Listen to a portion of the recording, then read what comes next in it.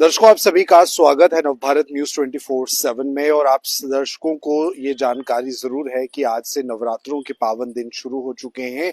लेकिन ऐसे में वो लोग जो माता की स्तुति करते हैं और नवरात्रों में चाहते हैं कि घर में खुशहाली रहे, मंगलमय परिवार जो है वो रहे, और कई तरह के कष्टों से लोग जो है वो जूझते हैं, और ऐसे में कैसे अपने आप को इन कष्टों से निवारण दिया जाए, उसे लेकर बातचीत करेंगे। समय डॉक्टर सरिता जी एस्ट्रोलॉजर है और विशेष जानकारी रखती हैं कि कैसे देवी की स्तुति की जाए और कैसे अपने पापों से मुक्ति मिले और कैसे कष्ट जो है वो दूर किए जाए। इनसे हम खास बातचीत करेंगे। सबसे पहले मैम, आपका स्वागत है। नमस्कार नमस्कार। जी। सभी दर्शकों को नमस्कार और शारदीय नवरात्रों की आप सबको बहुत बहुत शुभकामनाएं। और नवरात्रों का पर्व जो है वो अपने आप में बहुत ही खास होता है। और ये नवरात्रे जो हैं ये पूरे नवरात्रे हैं। पूरे नवरात्रे का मतलब ये हुआ कि पूरी तिथियां पूरी हैं, मतलब कोई भी तिथि का शेर नहीं है। आज प्रतिपदा है जैसे, तो आज माँ शैलपुत्री का दिन है। और सभी दर्शकों ने अपना जो रोपण जो करते हैं, कलश स्थापना करते हैं, माँ की अखंड ज्योति जलाते हैं, कुछ वो सब लोगों ने जला दी होगी क्योंकि उसका सुबह का मुहूर्त बहुत बढ़िया था और उस टाइम पे सबने ये गतिविधियां कर ली होंगी। और अब जो है आज माँ शैलपुत्री का दिन है और कल ब्रह्मचरणी का, फिर चंद्रघंटा, फिर जो है वो कशमुंडा देवी का दिन है और उसके बाद स्कंद माता है और फिर कालरात्रि, और कालरात्रि के बाद जो है कात्यायनी माँ, और फिर कात्यायनी के बाद कालरात्रि, और उसके बाद से फिर आगे सिद्धिदात्री का, महागौरी और सिद्धिदात्री का दिन है। तो ये सारे के सारी जो देवियों का रूप है ये माँ पार्वती का ही रूप है। और इसमें जो है वो हमें मंत्रोच्चारण जो है सिंपल वे में ओम ऐं क्लीं क्लीं चामुंडाय विच्चे मंत्र का जब भी आप कर सकते हैं, जो आप अगर आप पूरी दुर्गा सप्तशती नहीं पढ़ सकते, सिद्धि कुंजिका का पाठ भी कर सकते हैं। तो ये जो नवरात्रों के दिन में ये पाठ, पूजा पाठ करने से हमें अधिक बाकी दिनों से अधिक फल मिलता है। मैम, अगर हम बात करें तो नवरात्रे में कैसे पूजा होती है, क्या पूरा उसका विधि है, वो काफी लोग जानते हैं। लेकिन वो लोग विशेष तौर पर समझना चाहते हैं जो घर में किसी तरह की नेगेटिविटी से जूझ रहे हैं, परेशानी से जूझ रहे हैं, कोई बीमारी से जूझ रहा है। ऐसे समय में, इन दिनों में किस तरह की विशेष पूजा हो देखिए, इस सकती समय माँ कालरात्रि का दिन जो आता है वो अपने नंबर पे जो देवी आती हैं, क्योंकि वो भय को खत्म करती हैं।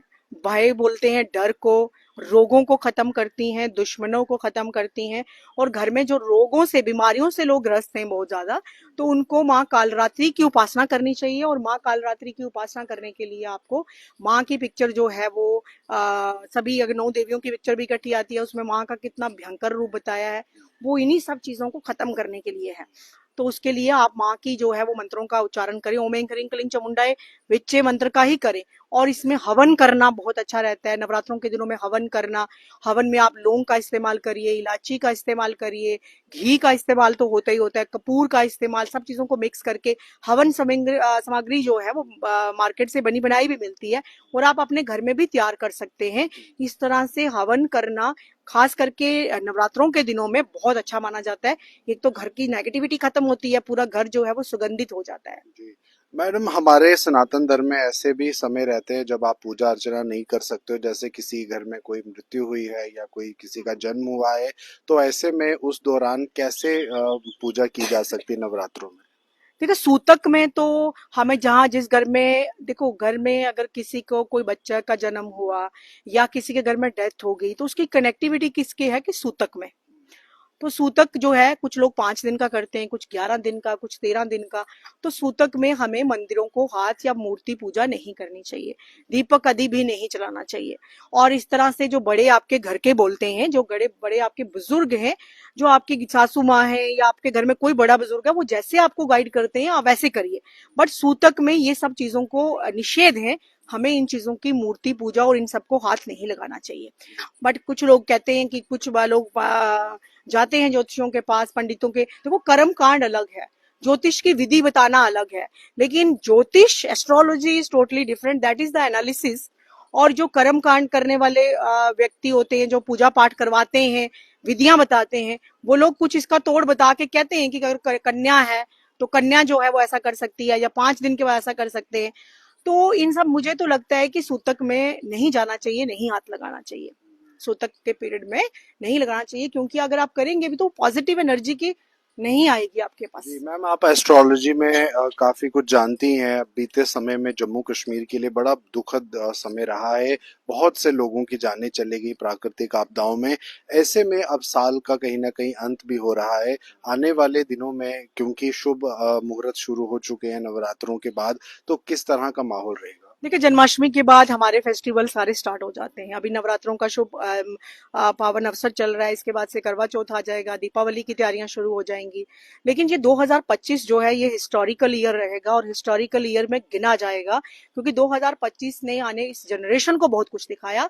और देखो, अगर आप पहली वीडियोस देखोगे जो जनवरी में मेरी आई थी, मैंने उसमें बताया था कि ये मंगल का वर्ष है, ऐसा होगा ऐसा होगा।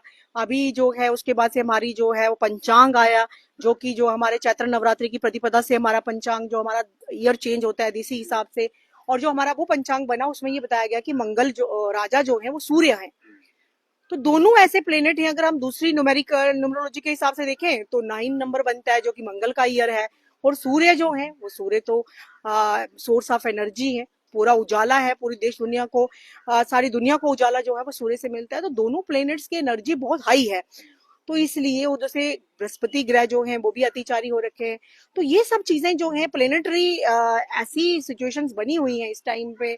और बहुत सी अगर आप चीज देखेंगे तो आने वाले टाइम जो है ये साल 2 साल 2 महीने 4 महीने की बात नहीं है। आने वाले टाइम में हमारी जितनी भी जनरेशन हैं, बड़े हैं छोटे हैं, हर वर्ग के व्यक्ति को मेंटल रूप से तैयार रहना है कि ऐसी आपदाएं आ सकती हैं, ऐसी त्रासदियां हो सकती हैं। बादल फटने का नाम हमने कभी सुना नहीं था, बड़ा रेयर सुना कभी। अगर हम साइंटिफिक वे में देखें कि बादल कैसे फटते हैं क्या होता है, तो उस वे में हमने कभी सुना था। बट बादल इतना फ्रिक्वेंटली ये सुनने को मिलेगा कभी नहीं हमने सुना था।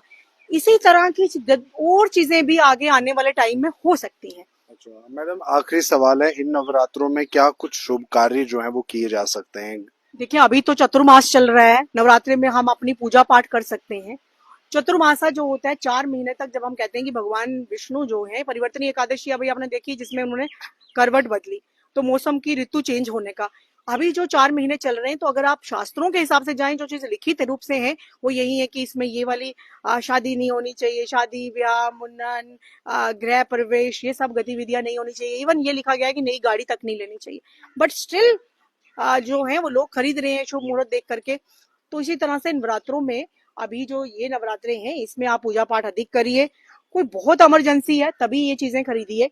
बट अभी जब सूर्य अभी दक्षिणायन में है और जब देव उठानी एकादशी होगी उसके बाद से जो है वो आगे सारी गतिविधियां जो है आप बाकी की कर सकती हैं। जब कहा यह जाता है कि चतुर्मासे में पहले जमाने में लोग अपना स्टेशन भी चेंज नहीं करते थे।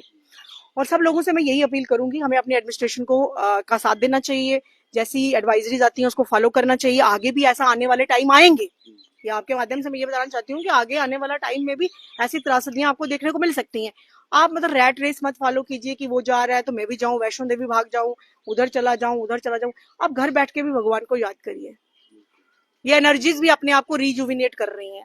रिजुविनेशन का मतलब हो गया कि हमें ज्यादा इन स्थानों पे जा करके हम वो उनकी जो एक फ्रीक्वेंसी होती है हमारी उनके साथ मैच नहीं करती है, हमारी गतिविधियां अलग तरह की होती हैं। उसके इफेक्ट जो है वो बहुत से लोगों को फिर उसके भुगतान करना पड़ता है। तो जाहिर सी तो बात है। बिल्कुल भागना नहीं चाहिए कि चलो भाई वो जा रहे हैं तो चलो मनी महेश चल पड़ते हैं। हमने मनी महेश में देखा क्या हुआ, वैष्णो देवी की यात्रा पे आज तक हमने कभी नहीं सुना था क्या हुआ। अभी मचेल माता में कभी नहीं सुना था आज तक, जब से यात्रा चल रही है क्या हुआ।